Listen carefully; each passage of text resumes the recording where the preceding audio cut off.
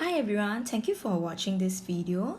Now in this part of the lesson today we'll be looking at straight line graphs, mainly focusing on the types of question for at the Sec 1 level.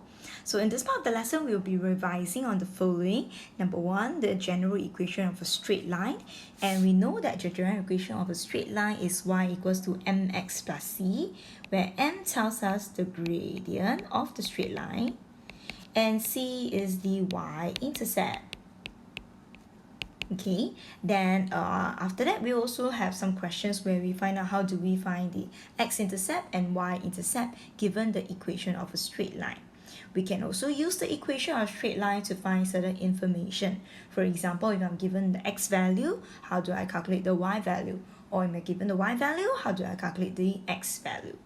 And also we'll be drawing a straight line where you need to plot a table usually, and then there will be some key points. The minimum number of points to draw a straight line is two points, two set of data x and y, but it's usually good to have one more extra point to check the accuracy of your line. So usually we'll construct a table of at least 3 sets of values. Okay, and last but not least, we'll be looking at application of a straight line graph in a practical situation. Right, without further ado, let's begin. Question 1. The line 2y equals to 4x cuts the y-axis at the point A and x-axis at the point B. Now, what does this actually means? When you say cut the y-axis, it means x is equals to 0. Correct? So when we want to cut the y-axis, we want to find the y-intercept. So x is equals to 0. We sub x equals 0 into the equation. And next one, when it says it cut the x-axis, that means y value is equals to 0. And we'll sub in y equals 0 to find the x-intercept. Okay, next part of question, part A says, find the gradient of the line AB. So the gradient of the line, usually we will use the gradient formula, y equals to a gradient equals to y2 minus y1 over x2 minus x1. But in this case, there's no points given. So what we are going to do, we are going to use the general equation form. The general equation of a straight line is y equals to mx plus c, where m is the gradient and c is the y-intercept. Okay, so now what do we have? We have the equation to be the form 2y equals to 4x plus 7. But our normal form should supposed to be y equals to mx plus c. This is 2y over here. So what can we do? We are going to do, make y the subject. We're going to have only y. We don't have 2y. So we shall divide throughout by 2. So dividing individually by 2, 4 divided by 2 will be 2x, 7 divided by 2 will be 7 over 2. Then you match this with y equals to mx plus c. M is the number in front of the x term, so the number of units of x. So the gradient m is equals to the number 2. So in this case, gradient of the line AB will be equals to 2. Okay, next part of the question. Find the coordinates of A and B. Well, what's the coordinates of A? Chord A cuts the y-axis. So to find coordinates of A, it cuts the y-axis, meaning x is equals to 0. Okay, so our equation, we have 2y equals to 4x plus 7. So that will be 2y equals to 4 times the x plus 7. X is now the number 0. So 2y is equals to 7. Y is equals to 7 over 2. Actually, if you were to observe very closely, this is the same as the y-intercept. Okay, so the coordinates where it cuts the y-axis, that is actually the y-intercept. Now the next part of question says they want coordinates. So this answer have to be in a coordinate form with brackets, comma, x and y value. So the x value will be the number 0. Okay, and y value is the number 7 over 2. Next one, we want to find the coordinates for point B. Point B cuts the line cuts the point B at the x-axis. So when it cuts the x-axis, y is equals to 0. So we're going to sub this into our equation. 2y, which is now 0, equals to 4x plus 7. So we have 0 equals to 4x plus 7. We'll bring the 7 over to the other side. We'll get negative 7 is equals to 4x. I do not want 4. I'm going to divide by 4. So therefore, x is equals to negative 7 over 4. Okay, and again, they want coordinates. So B is the point, x is the number, negative 7 over 4, and y is the value 0 over here. Okay, have you gotten the answer? Next part of the question. Okay, find the area of the region bounded by the line AB, x-axis and y-axis. So what is the region bounded by these three lines? Okay, that means it's the region trapped by these three lines. So first I will have the line AB, and then the x-axis, and then the y-axis. So in this case, the region trapped by these three lines is actually over here. Okay, but to find this is the shape of a triangle, right? Area of triangle is given by half times base times height. But there's no number because this one is a 90 degree, but there's no number. Is it really true that there's no number? What have we found just now? We found A is the point 0.072. So x is 0, y is the number 7 over 2. B is the point, x is negative 7 over 4, then 0. This x is negative 7 over 4. Then y is 0. So if this is the case, what does it tell you? It means this whole length over here has the value 7 over 2 units. And this length over here, this is length, the coordinates is negative 7 over 4, but the length means it's 7 over 4 units. So now I want to find the area of this triangle, this region bounded, will be half times base times the height. So half times 7 over 4 times 7 over 2.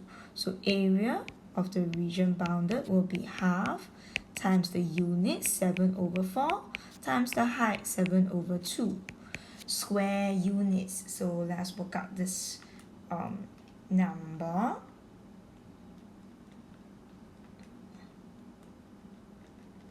And I get the answer 49 over 16. Or if you think it's not, if you think you prefer a fraction, you can write fraction, or you can write it as a mixed number, units, square units. Okay. So do not just count the squares if it's given a graph. Okay, you count the number of units. Next question. This person here, Mary, says that the point 2350 lies on the line AB. Is Mary correct? Give a reason for your answer. What does this mean? Okay, let's take a look at our equation. We have the equation 2y equals to 4x plus 7. I need to verify whether is it true. Okay, so what you can do now is, I know that here x is equals to 23 and y is equals to the value of 50. So what I need to do is, I'm going to try to sub in one of the value and test whether will, for example, I substitute inside x and I test whether is y really equals to 50. Okay, now sometimes some students like to sub in both the answers, then you get to know where, because you know all the numbers already. So what we can do is we just sub in one of the answer. So when x equals to 23, you just sub in this part first, and you're going to find y. Okay, so 2y is equals to 4 times 23 plus 7. 2y is equals to plus 7, 99. Then y is equals to 99 divided by 2, which gives me 49.5. But however, this does not equals to the value 50. Okay, so since this is the case, this is the reason for your answer. Since when x equals to 23, y is equals to 49.5, okay, does not equals to 50. Therefore, is Mary correct? No, Mary is not correct.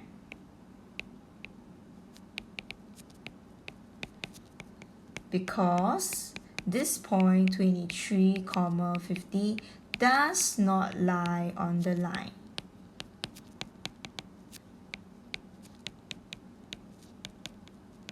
Okay, it does not satisfy the equation.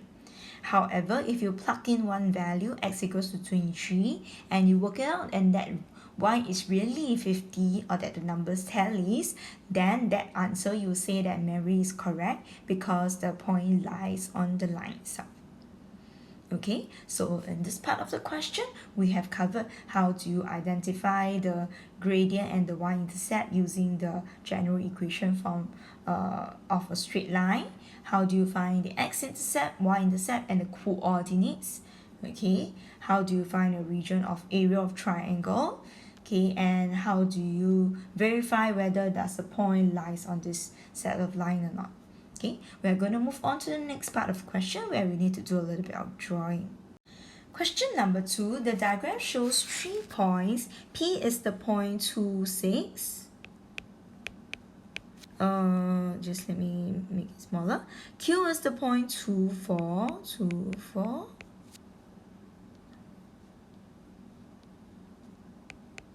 And R is the point 6, 2. Okay, on the axis above, plot the point 4, 6. So x coordinate is 4, y coordinate is 6. So this will be the point 4, 6. Okay, next part of the question, write down the name of this quadrilateral PQRS. Now you notice something, just to highlight, when you have no comma sign in between all this means P has a particular sequence. P goes to Q, goes to R, and then go to S. So there's a particular sequence where you need to draw the whole thing. P go to Q, Q go to R, and R goes to S. So let me try to complete this drawing.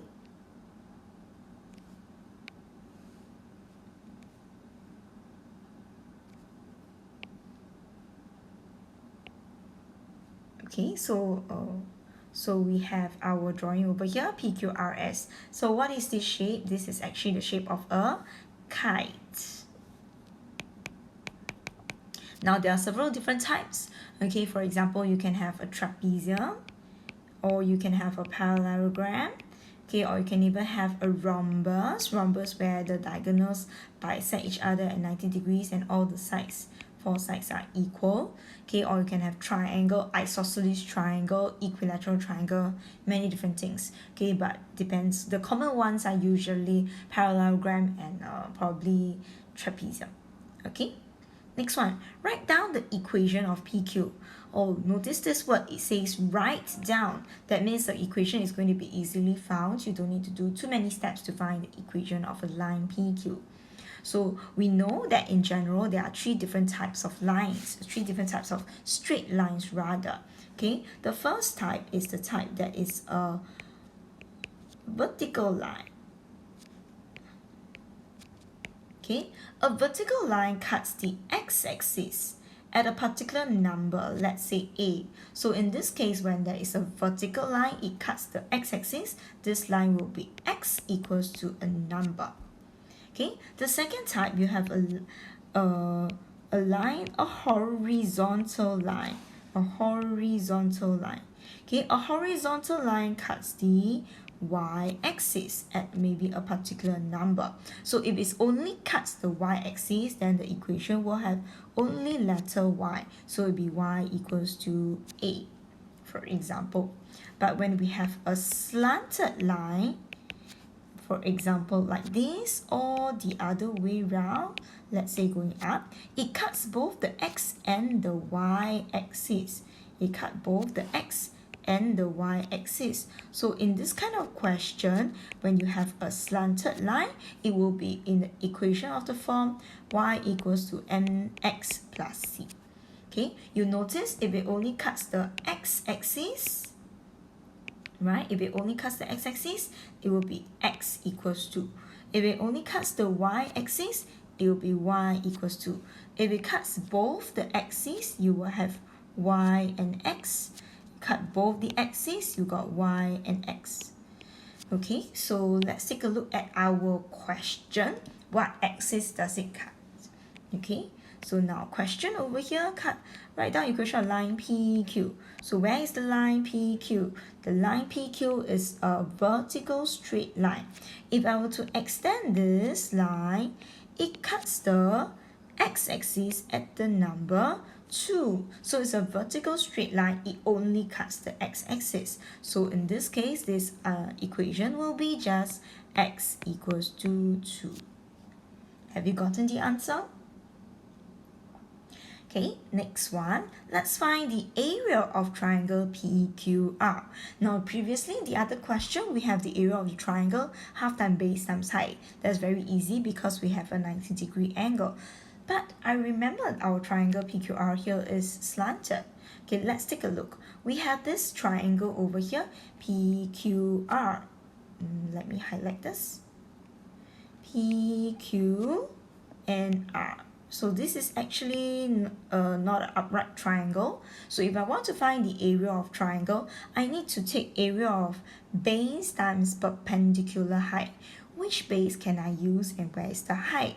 Well, I can use this to be my base.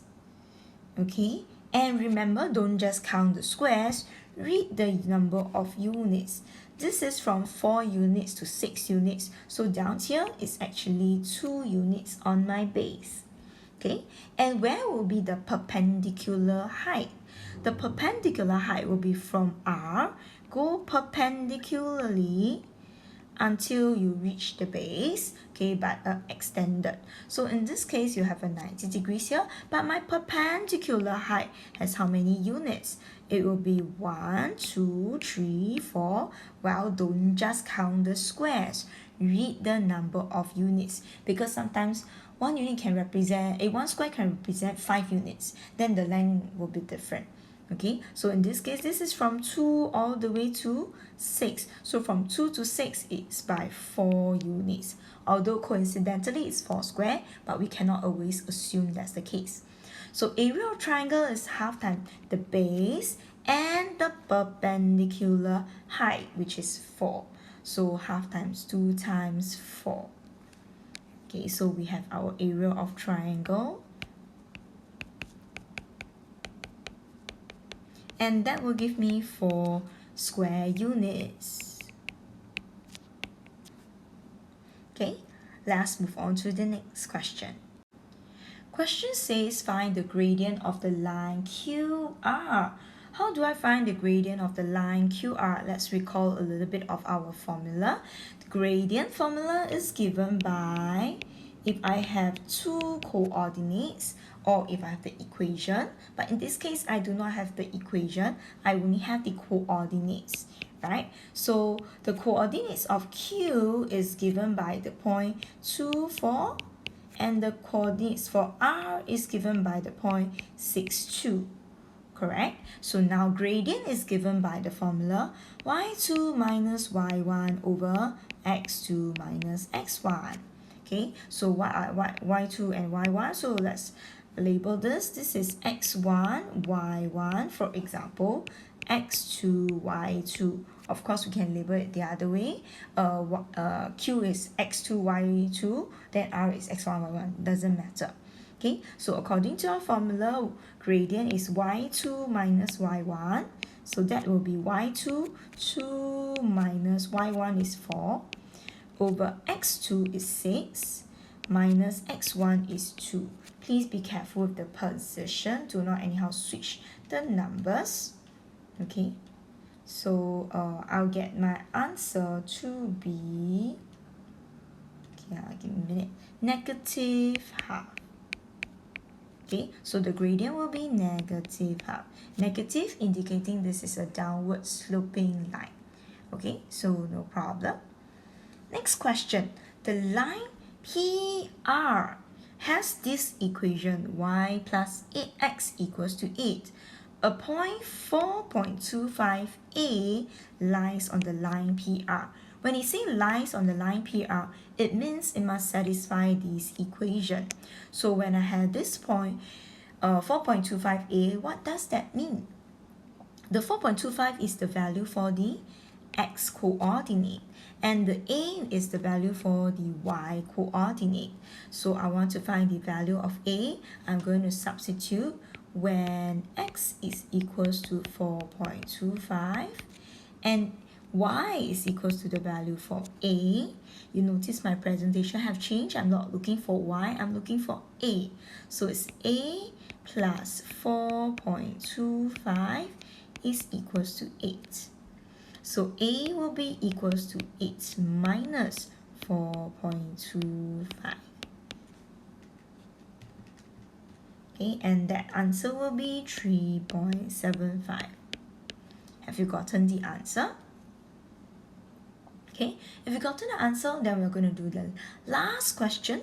Okay, we'll need to do a little bit of drawing, so get your rulers and pencils ready. Question number 3.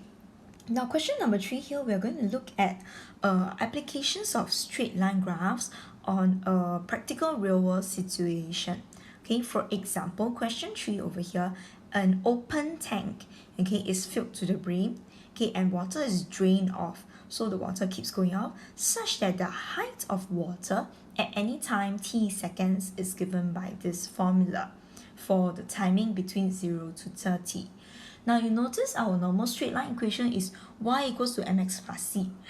But where is the y and where is the x? There's no y and there's no x. In this case, it's just given by h and t. Alright, so it means certain things. Okay, and let's take a look at some of the corresponding value.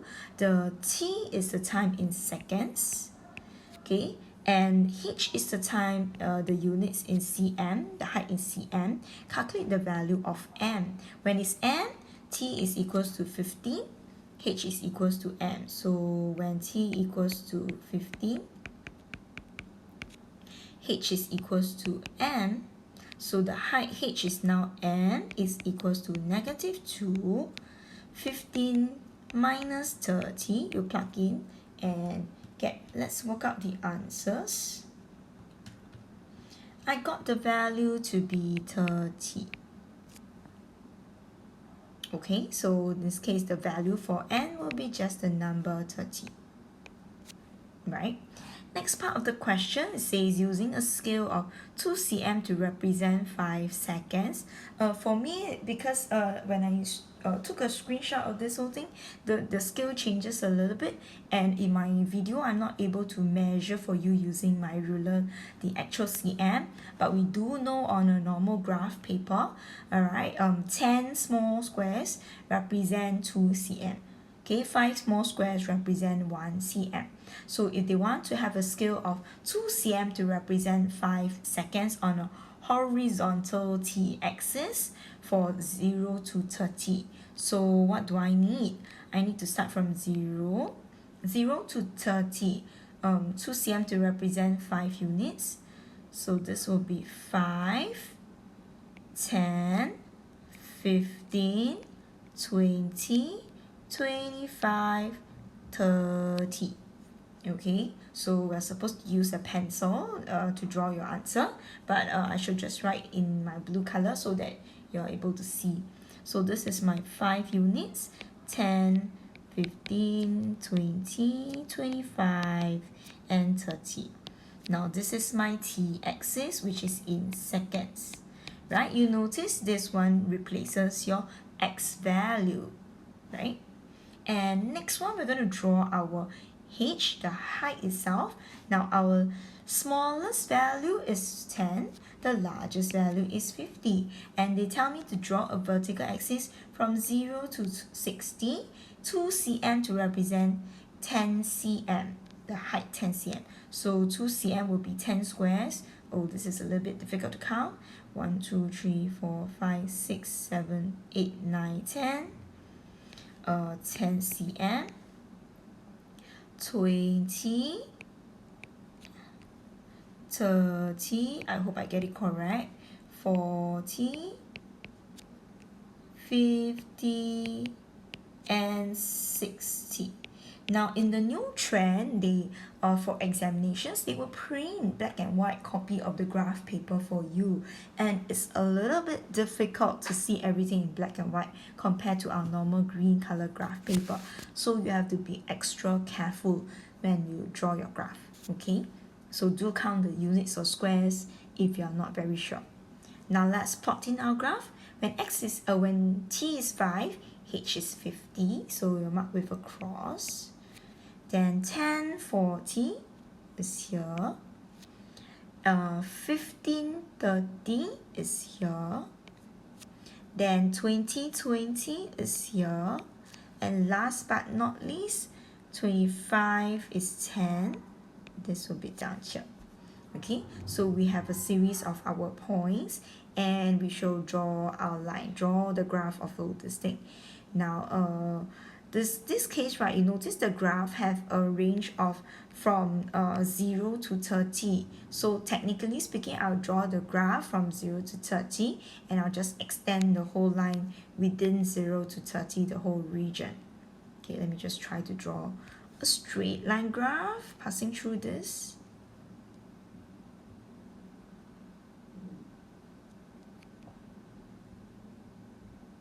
Okay, hopefully it's correct.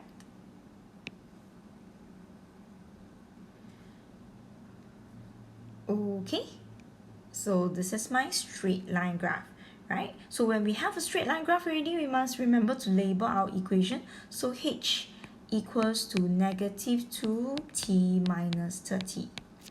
Okay, so this is my equation. Now let's use this graph to find some of the different answers. Okay, next part of our question. Okay, give me a minute. Okay, for this part of the graph down here, we have question C. It says, using your graph, state the height of the water in the tank when t is equals to 0. So in this case, it tells me that t is equals to 0. So when time t is 0, actually when it comes to time, right, there's one word that you actually need to know. This one is called the initial. Okay, initial starting time, the initial height, or initial something. When it's at the initial means when the time haven't even started, so that is when time is t equals to 0. So they want you to state the height of the water in the tank. It means I'm looking for my initial height, or when time is equals to 0, the height of the graph over here, this is the value 60. So the height of the graph, remember height has a unit. So in this case, the height is equals to 60 cm. Okay, so what is the physical meaning of the value that you have stated? It means that the initial height of the water, so the water was filled to the brim, right? The open tank is filled to the brim. Okay, the initial amount, the initial height of the whole tank is 60, or rather the whole height of the tank, because it says that the open tank is filled to the brim, the height of the tank is actually 60. So there are two different types of answer that you can use. The initial height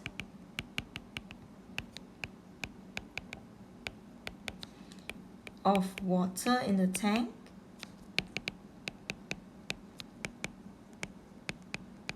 is 60 cm.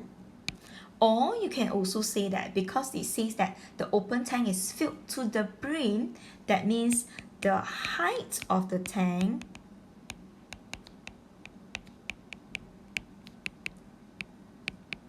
is 60 cm. Okay, but in this case, I think they will probably prefer the height of the tank is 60 cm. Okay, next part of the question. from your graph, the question says from your graph, that means they don't want you to do the calculations and you have to show the working by putting in the dotted lines to show that you are reading it from the graph. Find the height of the water at 23 seconds. What is 23 seconds? This means t is equals to 23. So when t equals to 23, find the height of the water. So find the value for h. So the height of water is how many cm? Okay, so let's take a look at our question over here. We have t equals to 23. So I have 10 squares over here. Okay, so 10 squares represent 5 units. 1 square will represent 0.5 of a unit. So 1, 2, this will be 21, 22, and 23. So when we are at 23, we need to put our dotted lines up to our graph. And then we read across. Okay, you can show the dotted lines that we are doing the readings right down here. Then let's take a look at our axis over here. We have 1, 2, 3, 4, 5, 6, 7, 8, 9, 10. 10 squares to represent 10 units, 10 to 20. Then 1 square will represent 1 unit. So this number will be 1, 2, 3, 4, 14. Okay, so please do the dotted lines and the estimation from your graph. Try to draw it as close, as accurate as possible. If not, your answer will not be correct. So this will be 14 cm. They want the height, so there's a unit to it. Okay, next one, find the time taken, meaning what is the time when the height to reach 35. So height is given to be 35. We're going to find the t, the time is how much. So when height equals to 35, let's take a look at where is 35. 35 is over here. Then we're going to put our pair of dotted lines. Draw it in pencil, please. Here, 35 over here. And we'll read the time axis. This number here will be in the middle of 10 and 15. So this number will be 12.5. Okay, so we will have t equals to 12.5 seconds. Okay. Next one, after n seconds, the graph becomes invalid. What do you mean by after n seconds? When will it become invalid? That means probably when the water is totally drained off, right? How long did it take to drain off until everything is gone? Okay, what do you notice? If I were to extend my line, there's this portion of my graph that actually goes below the axis. This one, can height be equals to a negative value? So this portion over here, this portion is invalid. Why? Because height cannot be negative value, is not applicable. And what is the time period? After which time period? The mark point where it becomes, the height becomes 0, this timing is actually at 30. So after 30 seconds, anything after 30, or is the graph will be invalid. So what's the value for n? N will be equals to 30. So state the value of n, 30. Explain why the graph is invalid after 10 seconds. Because after 30 seconds, okay, height will become negative, h becomes negative,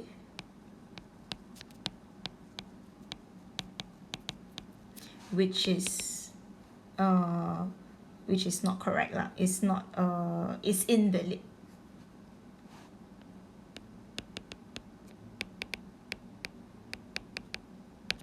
Okay, have you gotten the answer? With that, we have come to the end of today's lesson. We'll see you for the next lesson. Bye.